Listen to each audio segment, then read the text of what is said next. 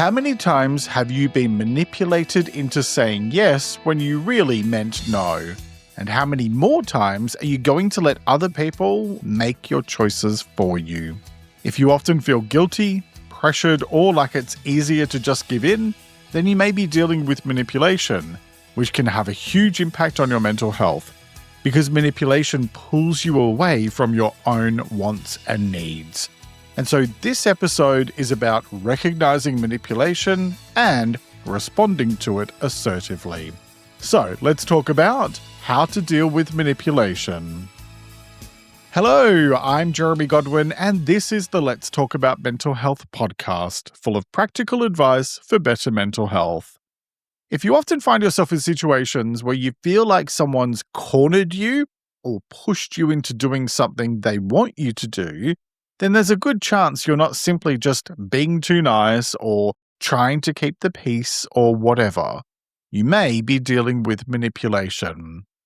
And identifying that really matters because manipulation pulls you away from what you actually think, feel, and want.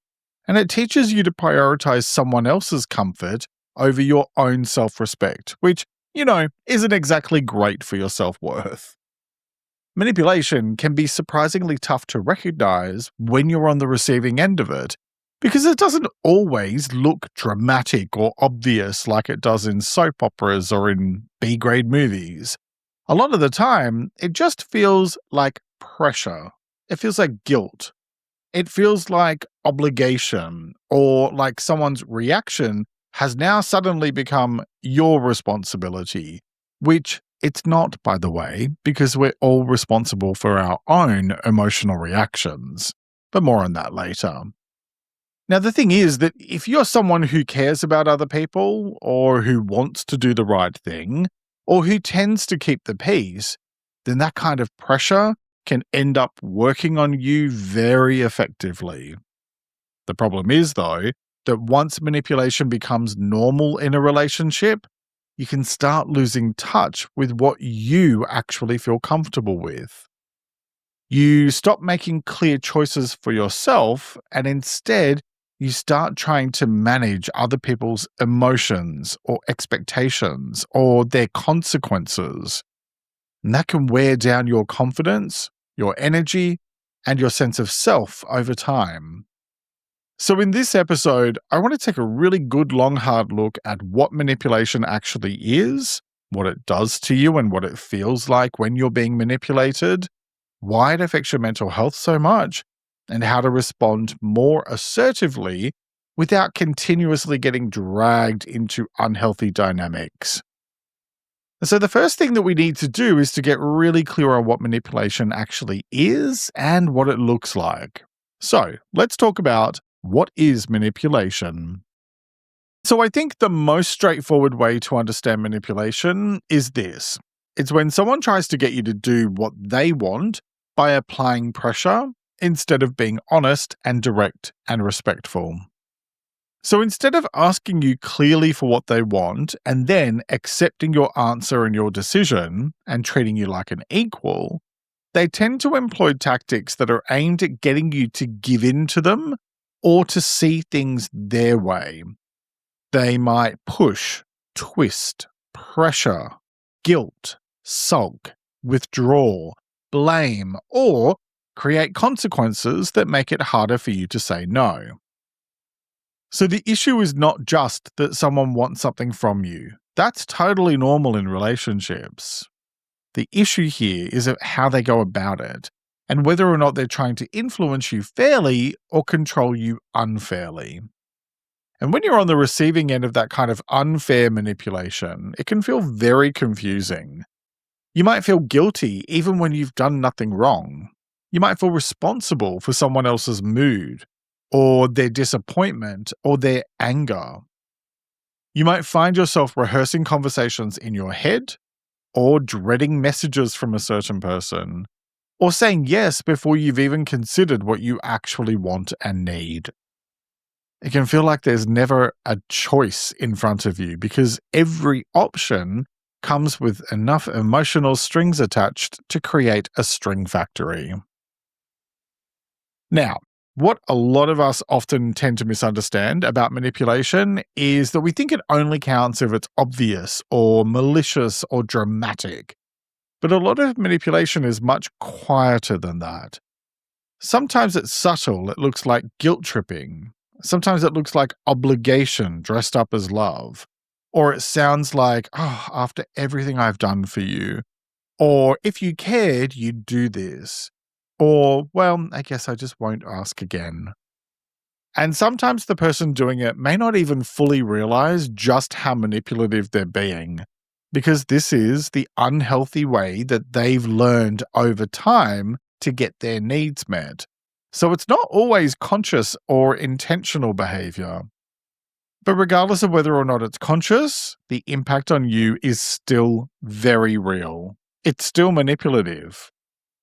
And I think that's the deeper clarification that matters most here. Manipulation is not just about controlling your behavior, it's about disrupting your independence, your sense of agency, your right to make your own choices in life. And so, it disrupts your connection to yourself. It pulls your attention away from your own values, needs, and limits, and it pushes it onto managing someone else's demands and reactions. That's why it can leave you feeling so unsettled and so emotionally drained.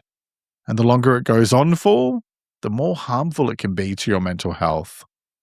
So let's discuss why, as well as why it's something that you need to take very seriously. And let's talk about why manipulation harms your mental health. So, one of the main reasons manipulation affects your mental health so deeply is that it keeps putting you in situations where your inner reality and your outer behavior don't match. You feel uncomfortable, pressured, resentful, or uneasy, but you go along with things anyway because it seems just much easier than having to deal with the fallout of pushing back. And when that happens repeatedly, it starts to chip away at your self-trust. You stop believing in yourself. You stop believing that your discomfort means something important, and instead, you start treating your own limits like they're negotiable, while everyone else's feelings become urgent and a much higher priority than yours. And that's the blunt truth here. If someone can only get what they want by making you feel guilty, afraid, responsible, or trapped, then that's not healthy relationship behavior. And yet, often we let it continue. There are lots of reasons why we do that. It might be normal in your friendships or in your family or your past, or it might just be familiar because it's what you're used to. But normal and familiar does not automatically mean healthy. And emotionally, what makes this stuff so difficult is that manipulation often hooks into the part of you that wants to be good and fair and caring and connected. And so it can leave you feeling like your reaction is the problem, when actually the deeper issue is the pressure being placed on you in the first place. That's what I really want to underline here. The problem is not that you find it hard to say no. The problem is that someone is making your no feel unsafe or selfish or costly. Over time, that can create anxiety, resentment, shame, self-doubt, and emotional exhaustion. You can start second-guessing yourself constantly. You can find yourself dreading contact with certain people or overthinking every interaction before, during, and after. Or you can find yourself just feeling guilty for wanting space. And if manipulation has been part of your life for a long time, especially in your family relationships, then it can start to feel so familiar that you don't even recognize it for what it is anymore. It just feels like how things are, or how they are, or even what I have to do to keep the peace.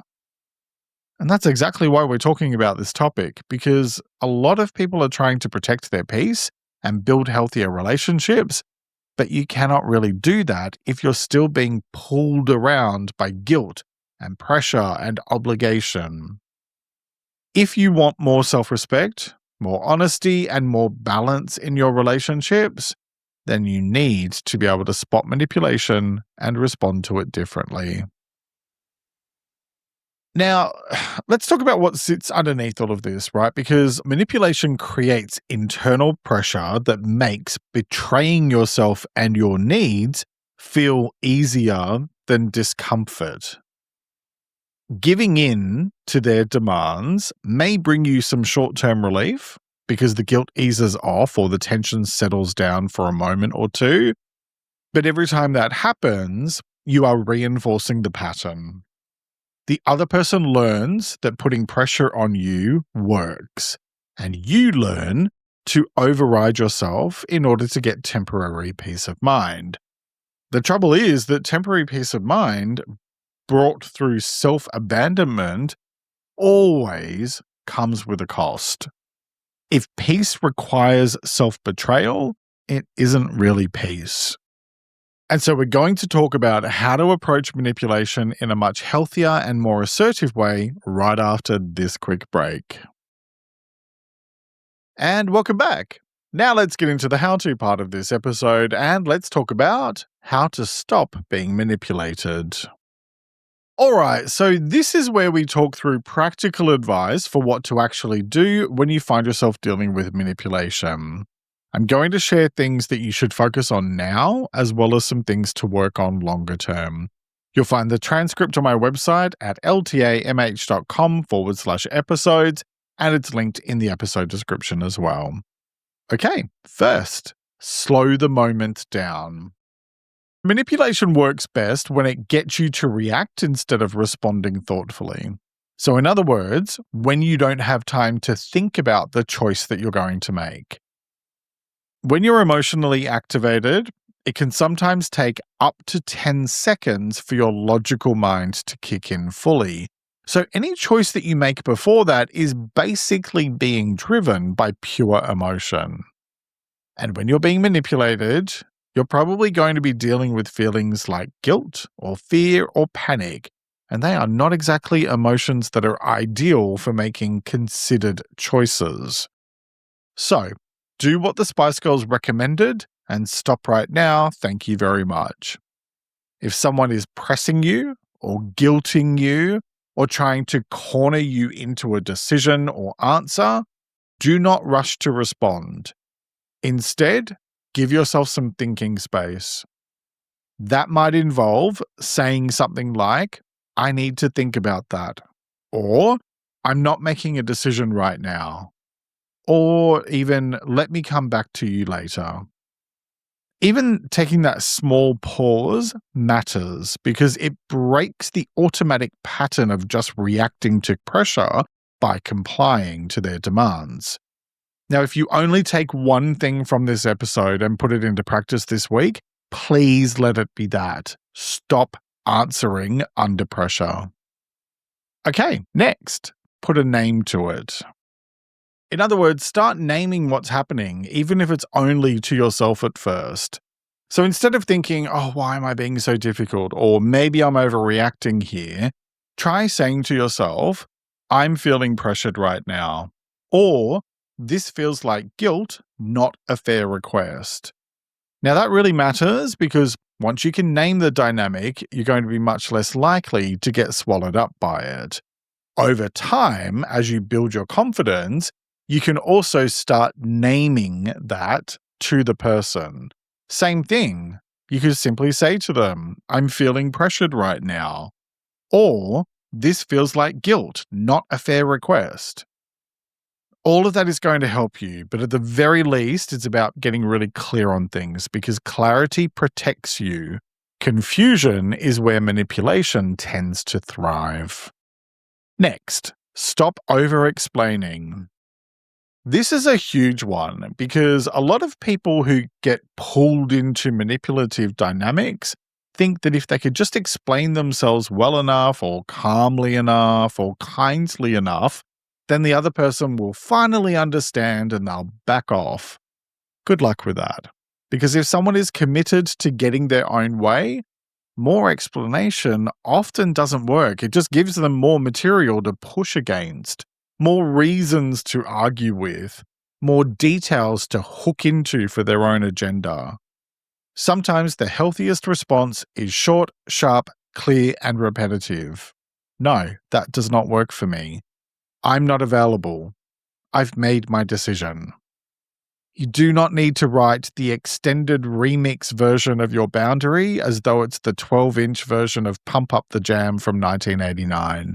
Shorter and sharper is often stronger. Next, separate discomfort from danger. And this is another big one because so many of us let ourselves stay stuck in manipulative dynamics because the idea of other people feeling upset feels unbearable to deal with.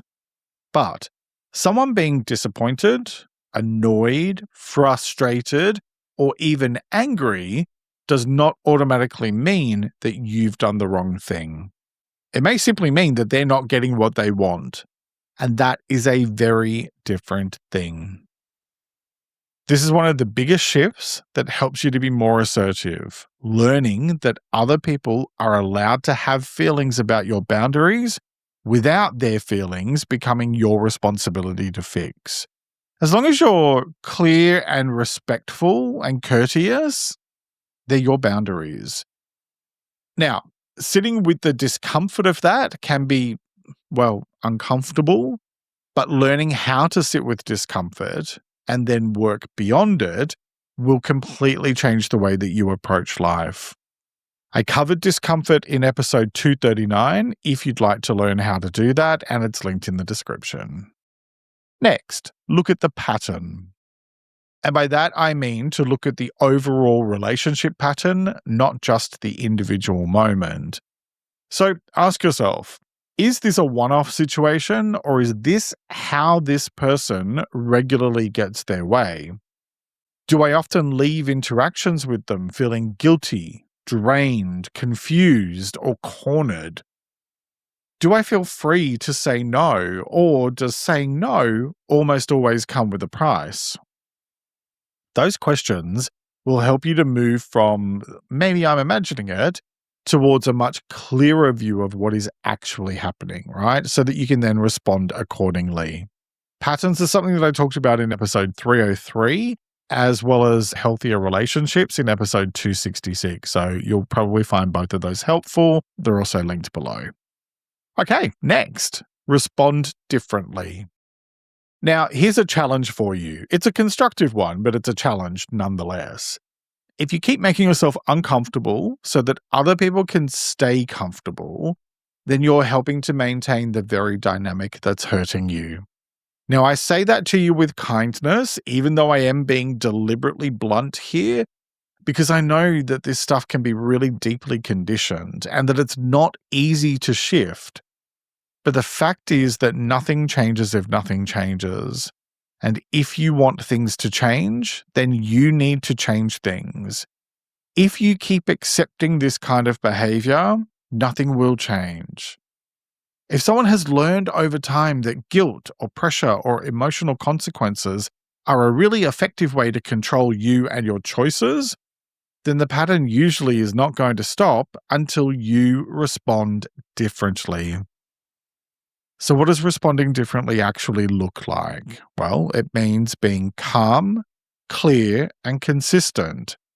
Not aggressive, not cruel, not dramatic, not disrespectful, just fair and assertive. It means saying what is true, holding the line, and not getting pulled into defending your rights to have boundaries.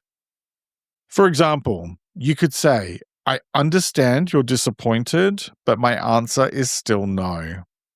Or, I've made my choice and I'm not discussing this any further. Or simply, that doesn't work for me. Or if it's family you're dealing with, you could say, I know we're related, but that doesn't mean you get to make this choice for me. Look, assertiveness can feel uncomfortable, but assertiveness is not being rude. It's respectful honesty. And in unhealthy dynamics, respectful honesty can feel very confronting, precisely because the relationship may have been built around you not using it. So you need to be prepared for that. Which actually does lead to my next point: expect pushback. Because when you challenge the status quo, the way things are, that can be quite confronting for people, especially for people who have a vested interest in things not changing or who are resistant to change. Pushback is often inevitable when you're changing the dynamics, and unfortunately, it's where a lot of people stumble when they're trying to stop someone from manipulating them. So you might start responding differently, doing better, being more assertive, setting healthy boundaries and sticking to them, and then you get pushback and you panic because the other person reacts more strongly and it seems like everything is actually now getting worse. But often what's happening is that the manipulation is no longer working as easily, so the other person turns it up to 11. More guilt, more pressure, more blame, more playing the victim. But that doesn't mean that your boundary was wrong. It doesn't mean that you're doing anything wrong. What it most likely means is that your boundary is being tested. If you've been respectful about how you've gone about it, then yeah, your boundary is being tested. This is where your self-respect really matters, because protecting your peace isn't just about setting a boundary once. It's about reinforcing it and holding it when someone tries to make you doubt it. And as I've said, as long as you're being fair and respectful, you have every right to set boundaries for yourself. Be reasonable about it, obviously, but if you don't want to do something, you don't have to do it. Now, look, if you tend to struggle with boundaries and people-pleasing, check out episode 322 for more on that. That is a very big conversation, so I'm not going to get into that in this episode. It's linked in the description as well, just like all the other ones I've recommended. Okay, next, stop sacrificing your needs. And by that I mean to stop feeding the urge to rescue the relationship at your own expense. Not every relationship can be made healthy by you behaving more clearly. Sometimes the most honest thing that you can learn is that the relationship only functions when you're being compliant or when you're guilty or easy to control. Recognizing that is painful, but it's also illuminating, right? Healthy relationships require mutual respect. And they cannot be built by one person having all the emotional flexibility while the other person keeps using pressure to get their own way. That's an imbalanced power dynamic, and it's unfair. Next, build your self-trust one choice at a time. Every time you pause instead of reacting, every time you say no without giving a 5-page essay about why, every time you let someone be disappointed without rushing in to fix things, you're teaching yourself that your needs matter, that your limits matter, that your peace matters. And that's how healthier relationship patterns begin, not in one giant dramatic moment or blow up, but in your repeated and grounded acts of self-respect. So here's what I want you to take away from this episode. Manipulation isn't just about someone else trying to get their way. It's about what happens when pressure pulls you away from your own needs and wants. And if you need and want healthier relationships and better self-esteem and more peace of mind, then you have to start recognizing that guilt, obligation, and pressure are not the same thing as love, respect, or fairness. So here's a question for you to reflect on. Where in your life are you still making yourself uncomfortable just to keep somebody else comfortable? Because when you boil it all down, protecting your peace sometimes means being willing to disappoint people who benefited from you having weaker boundaries. Each week I like to finish up by sharing a quote about the topic, and I encourage you to take a few moments to really reflect on it and consider what it means to you. This week's quote is by the late writer and editor Meg Greenfield, and it is, "There's nothing so dangerous for manipulators as people who choose to think for themselves." Let me repeat that. There's nothing so dangerous for manipulators as people who choose to think for themselves. All right, that's it for this week. If you found this helpful, please share it with someone who might need to hear it and leave a rating or review on your favorite podcast platform because it helps more people discover the show and the advice that I share. And if you'd also like to support my work, you can find out more about my Patreon at ltamh.com. It's linked in the description below. Thank you very much for joining me today. Look after yourself and make a conscious effort to share positivity and kindness out into the world, because you get back what you put out. Take care and talk to you next time. Join me next week when I talk about existing versus living, and check out my episode on dealing with difficult people next. It's linked in the description. I release new episodes every Sunday, so follow or subscribe to never miss an episode. Let's Talk About Mental Health is an independent program. Discover more at ltamh.com.